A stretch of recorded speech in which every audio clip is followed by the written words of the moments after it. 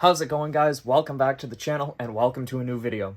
Today we're going to be jumping back in on the Dodge Challenger Hellcat. We're going to get that moved over to the frame machine and get it set up so we can start doing some initial pulls before we cut off those front frame rails and replace them with new units.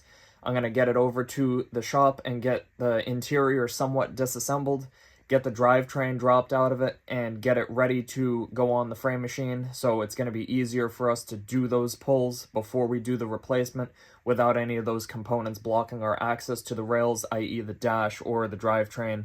Engine and transmission are going to have to come out, and the whole dash and interior is going to have to come out so we can cut off those rails from the firewall and replace them the way Chrysler recommends they be replaced when they are bent past the sectioning point, which is what we have on this car.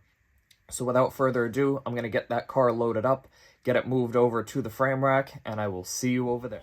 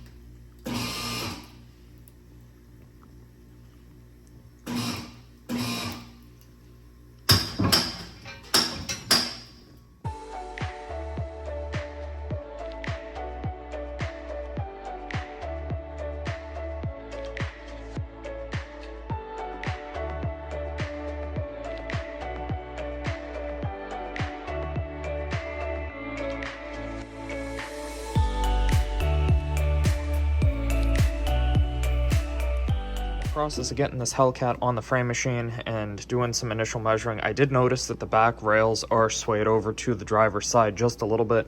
It doesn't show up great on camera, but you can kind of see it. Move this wooden block out of the way. This rail kind of makes a bend this way just a little bit.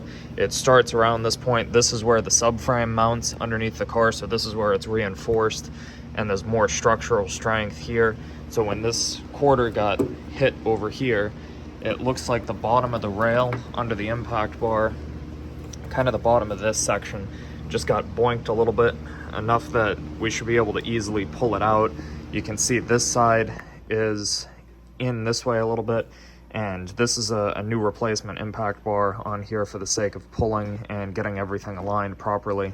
The other side rail is also pushed that way, so when this got hit, the impact bar tying the two rails together moved them over equally. So I wanted to get a new impact bar so I can move them back where they're supposed to be equally.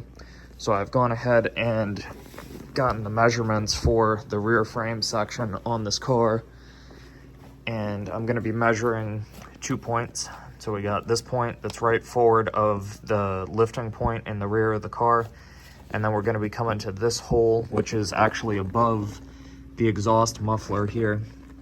So we're going to be doing a cross measurement on this car, going from this principal locating hole right here under the driver's side, and then we're going to be finishing off the measurement over here after I remove the exhaust with this hole right here. As you can see from the two slotted holes on the diagram, it's the one immediately in front of it. So we're going to be measuring in millimeters to a point of 2080 millimeters, which we have our tram gauge set to already. I'm going to be measuring the cross from this side to that side and the opposite side over to here. And once I see where the measurements are at, I will start doing light pulls in the direction of the passenger side, see if we can get these rails back where they need to be, and then we can continue working on the quarter. But we need to make sure that all of our structure is back in the place where it should be before we do any other, you know, cosmetic or sheet metal work to changing the quarter, etc. So we got to make sure the bones are good before we start doing anything on the skins of the car. So I'm going to go ahead and get that measured, and I'll let you guys know how it measures out and how much we need to pull it, and then we'll go through the process of actually doing the pulls on this to get the rear end squared up. So real quick, I do want to correct a mistake I made in that previous clip. The measurement that we're going for is the cross on the rear frame rails. It is 1918 millimeters, 1918 millimeters, not 2080. I was reading the wrong line. I found that out the wrong way when I went to check the measurement on the frame, and I was like, why are we so far off? Because I was reading the wrong line. So I didn't want to give you guys false information. One thing on this printout actually that doesn't show up accurately to how the car is built is on point 16 right here, this hole that they want you to measure, which is right here forward of the rear wheel. They show this hole as being immediately in front of the oval hole that's in the inner rocker structure. There are two holes, just so you don't get confused if you guys are measuring this with this same chief setup. I'm sure most guys are using car aligner or something computer based nowadays. I don't have that luxury at the moment. There is another hole for the lift point, like puck thing that they have underneath that has a screw hole in it, which is the actual next hole in front of the oval. So if we look under here,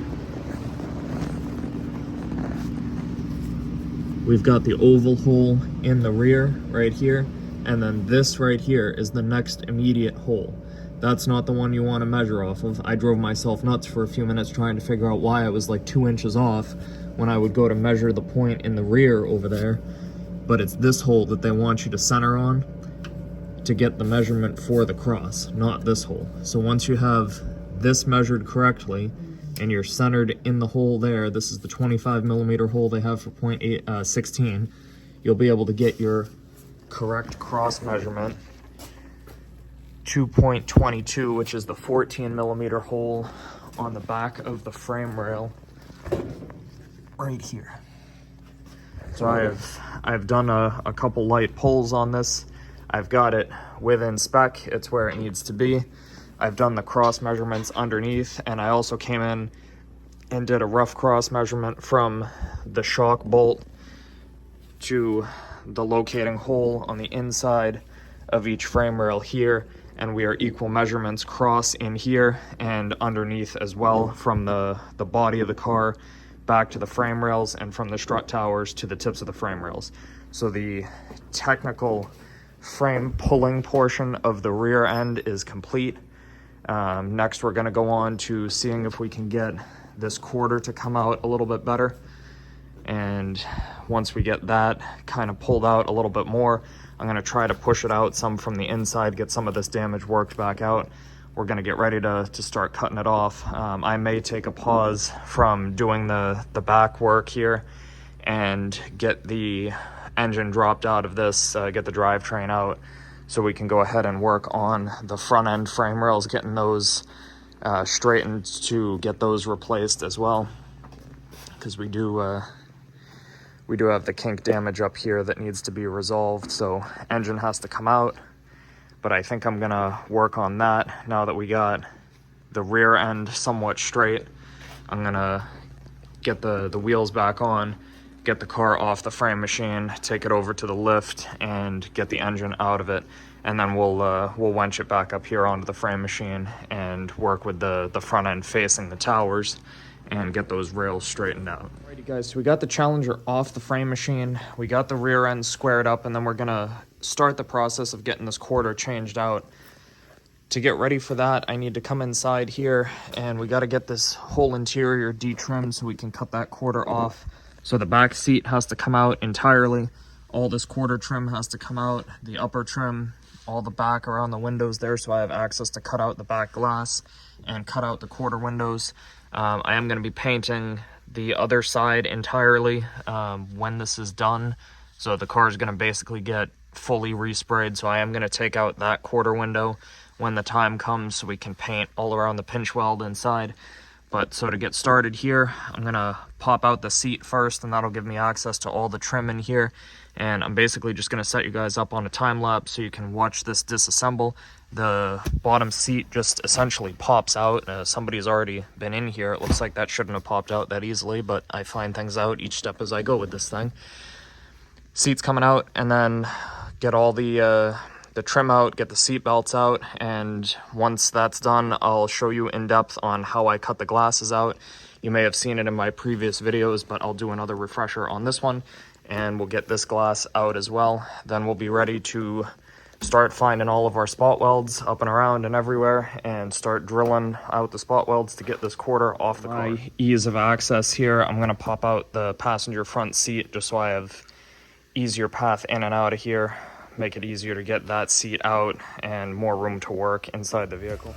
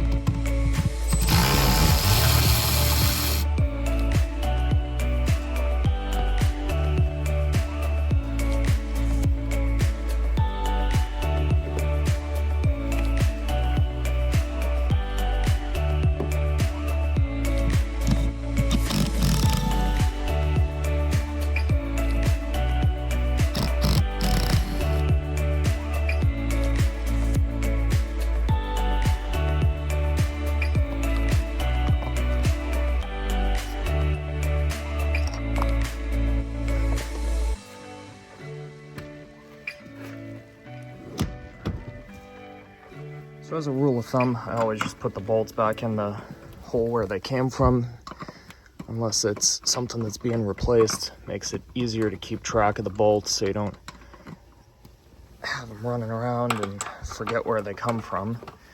While I'm under here, I've been wondering what that smell was in here. I'll get rid of those.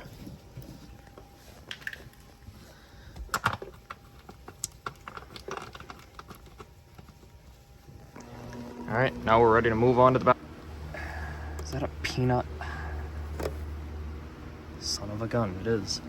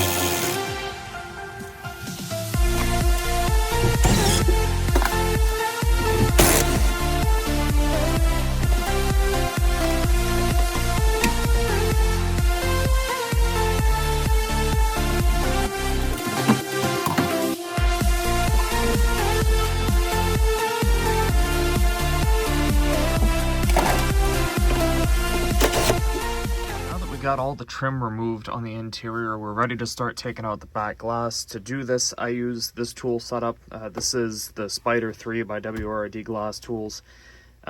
This is basically a cutting wire setup that runs around the outside of the glass and cuts the urethane bead and makes removing these pretty easy.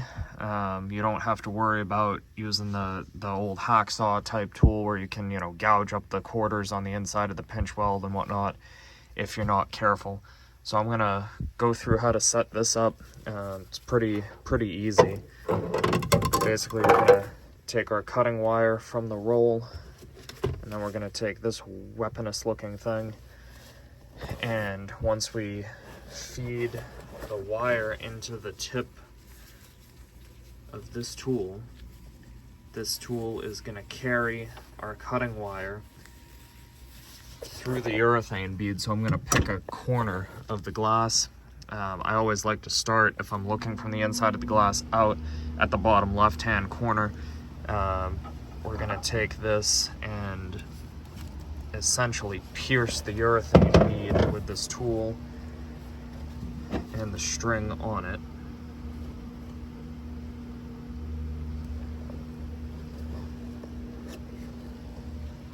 So right like that, we're gonna find our spot, and I'm gonna probably need 2 hands for this, but let's see if I can do it with one.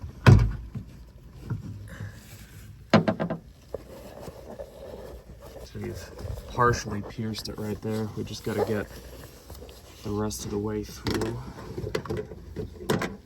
See if there's somewhere I can set this. Of course not.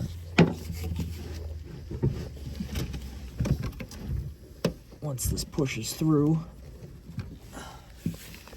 that should be out through the other side of the glass now.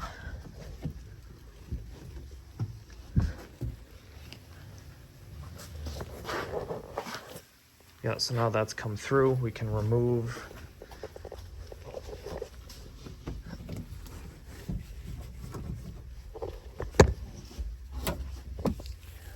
our tool, and then we're basically going to pull out enough of the wire to run the circumference of the glass, and then we're going to hook it up to our 2 suction cups. This one's going to stay on the outside and hold the wire steady, and then I'll show you how to set up the inside cutting tool that's actually going to function as a pulley and run that wire all the way around the inside of the glass to allow us to separate it from the car.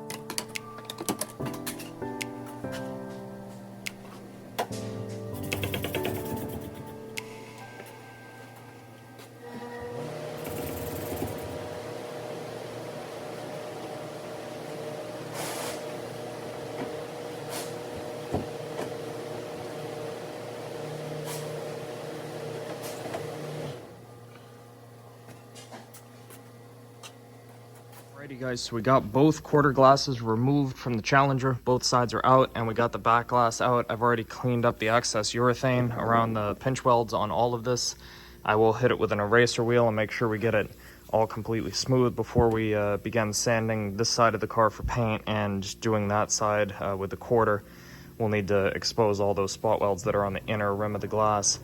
Next thing I'm gonna do is start getting ready to take the windshield out. I figured while I'm here and have all the glass tools out, I might as well do all the glass at the same time. So I'm gonna start by removing the wipers, take off both blades, arms, get the cowl off of here, and then I will come on the inside and get the rear view mirror removed and remove these two A-pillar covers on the interior so we can have full access to the inside of the urethane bead, and basically repeat the same process that I did on the back, on the front, and get this out of here.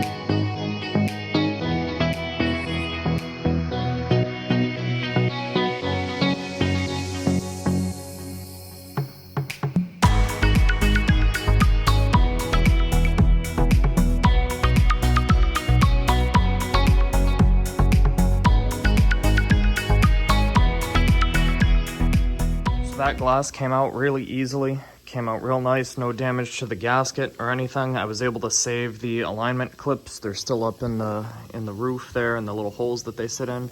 I'm gonna get those out and we'll be able to double-sided tape them and use them on this original glass. When this glass came out, I didn't see that there was any tint or anything on it. The rest of the car is tinted, but it looks like this glass was tinted at some point and somebody removed the tint. So when I was using the suction cup all the way around, you guys probably saw those imprints from the cup sitting on there. I've never seen that before on any other glass I've taken out, so I was curious why it was happening. It looks like the old adhesive from the tint was still on this glass, so I just spent some time working on removing that. We still got little bits of residue and whatnot hanging around on here, but I'll go ahead and clean that up real good before this goes back in the car. I also started removing the old urethane bead on here so we can get the glass cleaned up and get it prepared to go back in once all of our paint work is done. So I'm really happy that that went good, came out. None of the glass broke coming out of this. We'll be able to reuse all of the original glass to the car. And that's super good news because a lot of glass right now is on back order from Mopar and you're not really able to get it once Stellantis changed glass vendors. So we'll be able to reuse all this and save a little bit of money on this car. That is going to be the end of today's video. I'm super happy with the progress we got accomplished on the Challenger. If you guys liked watching this progress come together, please feel free to like the video, share it with a friend, drop a comment, let me know suggestions or things you liked about the video. I'm going to pause this video here. Actually, we're going to call this the end of it. I do have parts on order for the back end of the car. We have the quarter panel, the rear body panel, and the trunk floor pan on order. I'm just waiting for them to be delivered so I can get back on the rear end, get the body work done back there, and then continue on with the project. In the meantime, and in the next video, I'm going to get this car off the frame machine, bring it over to the lift, and start removing the engine and transmission so we can get access to these frame rails that we got here in the front end that are damaged. We're going to need the engine and transmission out of the way so we have full access to pull those, do our initial pulls before we get them ready to remove from the car. I don't want anything to happen to the drivetrain while it's in the car, you know, if a chain slips or whatnot in the pulling process. So we're going to get those freed up and ready to be pulled. So that's going to be coming in the next video. But as for this video, if you guys liked it or want to see more of this project, please feel free to subscribe to the channel. And as always, you guys, thank you so much for watching and have an awesome day.